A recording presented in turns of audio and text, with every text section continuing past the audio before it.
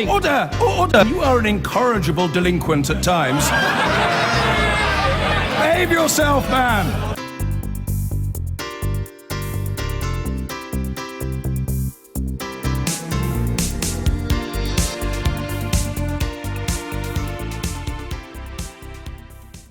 The front pages of the newspapers are not terribly nice reading for the Prime Minister. We'll just go through them very quickly. There's the Observer, relatively neutral. Now Cameron faces questions over £200,000 gift from his mother.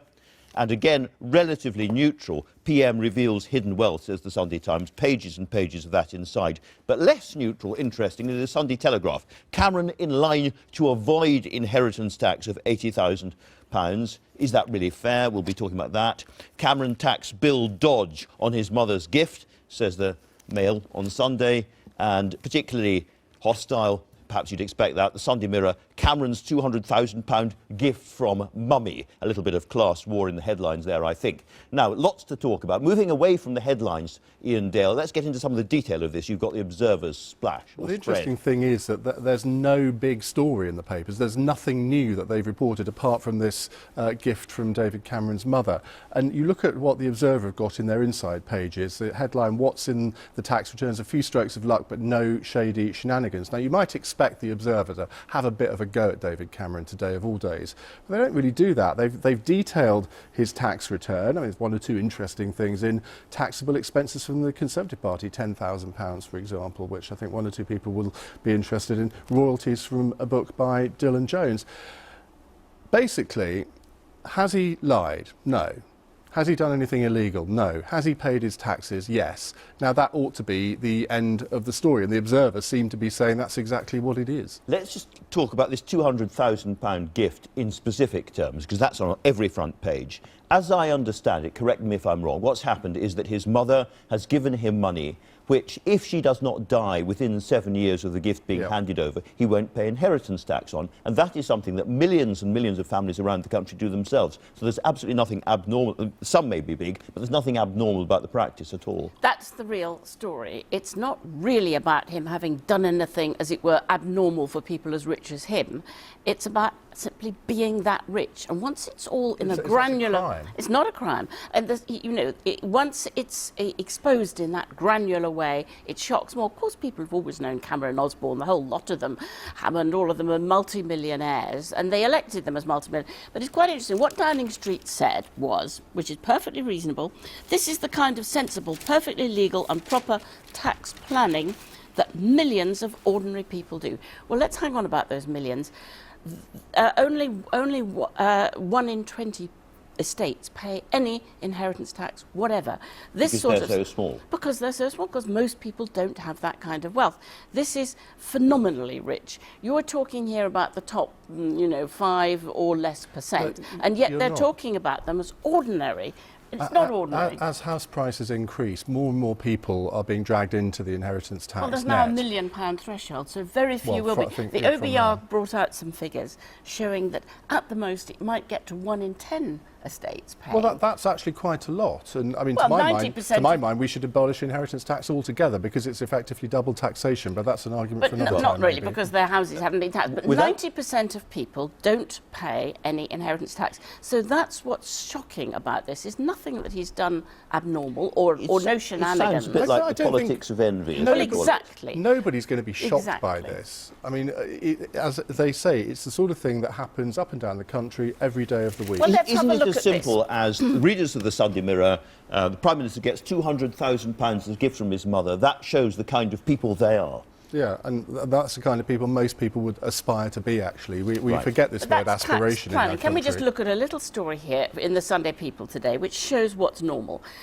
Only 1 in 4 people aged under 35 can buy a property, get on the property ladder. So that while there's this enormous amount of wealth up at the top, down at the bottom amongst the young, only 1 in 4 can now buy themselves a home. So what it's really about is the extraordinary growth of inequality in this country over many decades and the sort of grudge it creates. And it's very difficult for politicians to navigate unless they can start to correct that. There's going to go on being There's all sorts of things that can be done. You can ban, I mean, you and I own second homes. Maybe we should be banned from owning second homes. We contribute to the problem. Indeed, Right. that's absolutely the case. So if there's a big element of, as it were, class envy or money envy about this, Ian, why is it that so many papers on the right are joining in? Perhaps, in some respects, more viciously than papers on the left. What is going on? Well, there is this theory that the Eurosceptic papers have it in for Cameron, so they're going to have a bash at him over this more than they otherwise might do. But I mean, again, in the Observer here, which of course is not a right-wing paper, they've got trust in Cameron, took a major hit this week over his tax affairs. Has it also made a Brexit vote more likely? Now, I don't think anybody, the Prime Minister wouldn't pretend that he's handled it well. He said yesterday he hadn't. Yeah. He is guilty of a certain hypocrisy with his comments on Jimmy Carr, I guess. But when you look at the details, you have tax expert after tax expert saying he's actually done nothing wrong. It's a unit trust in Ireland, or when he sold the shares, it was domiciled in Ireland. Effectively a tax haven. Hang on, it's an EU member. I mean, I know, you can't have it both ways. So were others. So this says, has it also made a Brexit vote more likely? I can't really see the connection myself. But it is very interesting. There's the Sunday Telegraph and the Mail on Sunday, two of the most hostile front pages to the Prime Minister. This must have some kind of... Well, of course, the Sunday Telegraph, owned by the Barclay brothers, domiciled in Alderney in the Channel Islands, so, hey. Here is Ian Birrell, excellent writer, used to be speechwriter for David Cameron. You think this is all about money? It's about Brexit. It's about exactly what you're saying.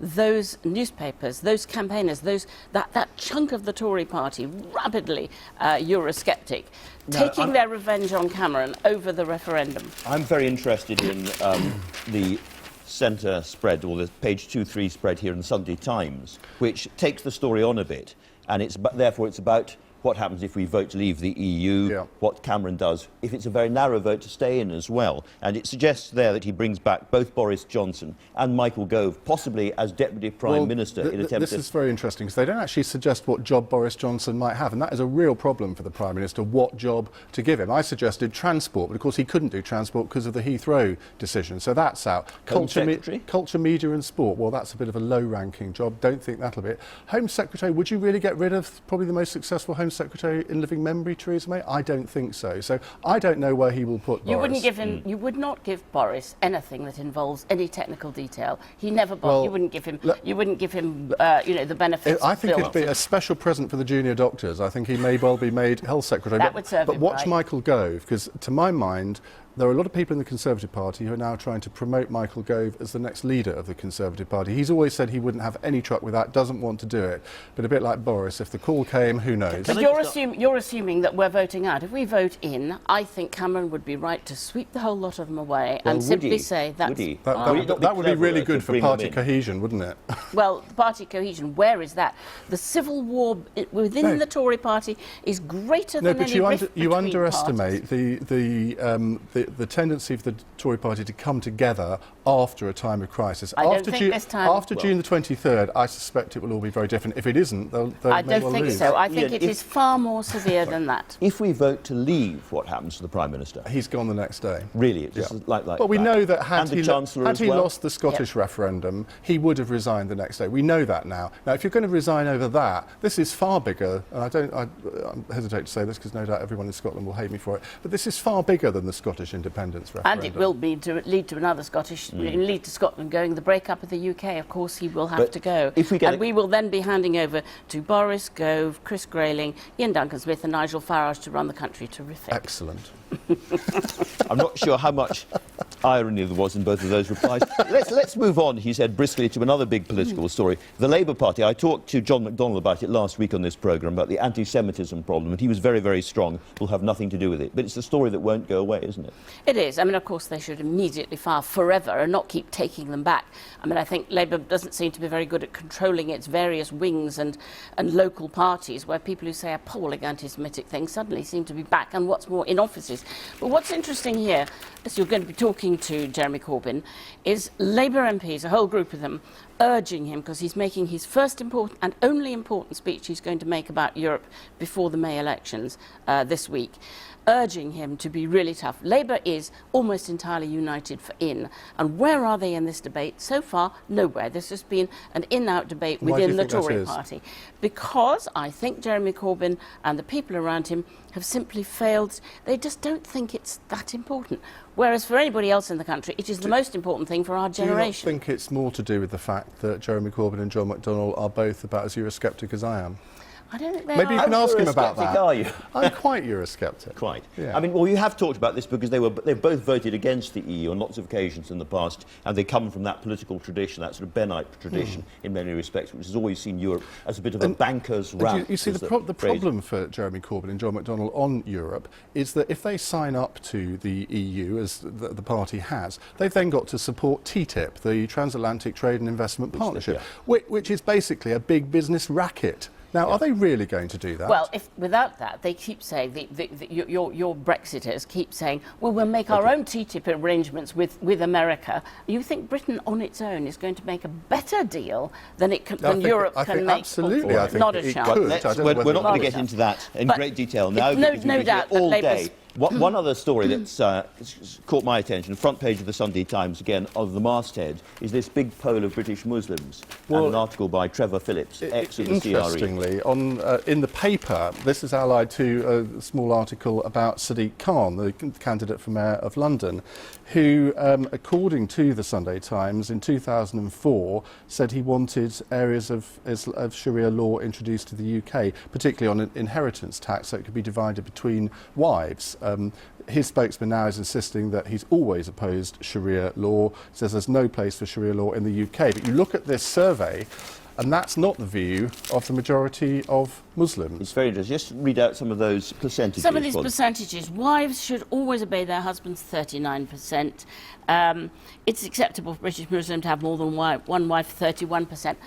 I think you would put this into some context, that if you look at older people who were born abroad, I mean, quite a lot of that is quite like Britain 50 years ago. Yes, polygamy less popular even in the 1950s, not though popular, it depends which but circles you moved in. the idea that wives should obey their husbands, I think a lot of people would have said that, and a lot of older people would have said that. And strong hostility to homosexuality Not just what as well. the Church of England, what's the Church of England marriage service said? Love, honour and obey. I cover a lot of these Muslim issues on my LBC show, and I have to say, the people that phone in to talk about them, the Muslim callers, do not reflect that. I mean, they are very much sort of integrated and all the rest of it. But of course, this survey will include all Muslims, maybe people who've come recently Half of to Muslims this country. want gay sex to be outlawed, it says there. Yeah. But that older people, you know, I think that the next generation will be, you know, will be different.